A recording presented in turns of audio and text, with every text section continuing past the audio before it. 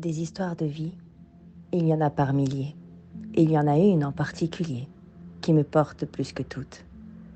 Celle de cette petite fille qui, dans son enfance, habitait dans un autre pays, proche du nôtre. Et dans cette famille, le lien était important. D'ailleurs, la mère sans les mots avait une douceur rassurante.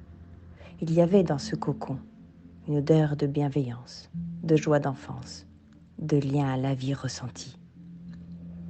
Et voilà qu'un jour, elle fut emmenée par une autre famille se baigner en bord de mer avec son frère. Son frère d'un an son cadet, qui subitement a perdu pied. Le voilà qu'il s'en est allé, loin dans les courants marins. Et cette enfant si courageuse est allée lui porter secours. 6 ans, je crois, qu'elle avait lorsque c'est arrivé. Mais les vagues et l'angoisse l'ont forcée à se sauver, l'ont forcée à rompre le lien. Ou plutôt, c'est ce qu'elle a pensé très fort en elle, quand elle lui a lâché la main. Parce que lorsque le père de famille est arrivé pour les sortir de là, elle a décidé de s'en aller, de confier son frère à l'adulte qui était là pour l'aider. Mais ce qu'elle n'a pas remarqué, ce qu'elle n'a pas vu, c'est qu'elle a dû se raccrocher à une autre branche, à un autre lien. Le lien visible, qui est le lien de la vie. Le lien de soutien qui fait appel aux ressources quand la survie est activée. Il a fallu quitter le lien du sang pour attraper celui de la vie. Vous savez, un peu comme si pour avancer, parfois on devait évoluer de branche en branche.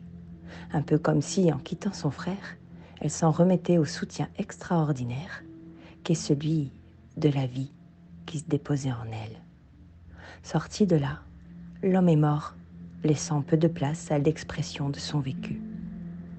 Et secrètement, presque pour ne pas déranger, elle a gardé ça en elle, comme un secret. Un trauma est donc né, avec une mission. Lui rappeler qu'elle avait échangé de l'amour contre de la peur. Lui rappeler qu'elle avait mal interprété ce qui lui avait été livré. Et dans sa vie d'après, ce trauma qui ne faisait plus de bruit hurlait en vérité dans plusieurs aspects. Et ne me demandez pas lesquels, la liste se peut être longue.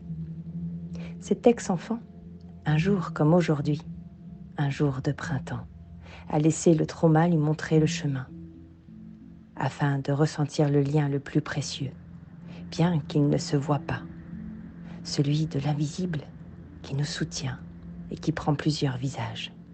Il se dissimule n'importe où, il est partout autour de nous, et il nous porte à chaque instant.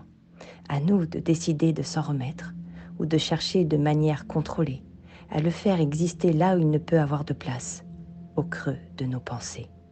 Et je me demandais de quelle manière votre inconscient va-t-il pouvoir choisir de s'abandonner en lâchant le lien toxique du contrôle sur la vie.